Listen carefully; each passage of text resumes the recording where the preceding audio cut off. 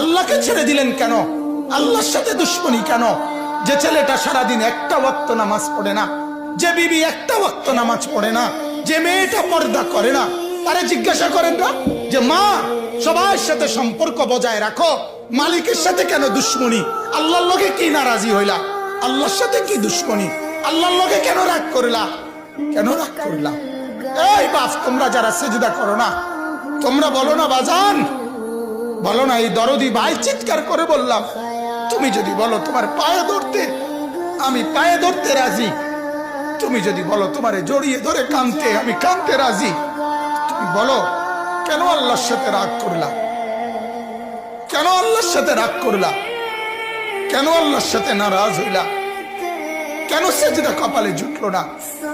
কেন মালিকের সাথে সারাদিনের এত কিছুর বিনিময়ে আল্লাহ তাআলা একটা মিস কল দিলে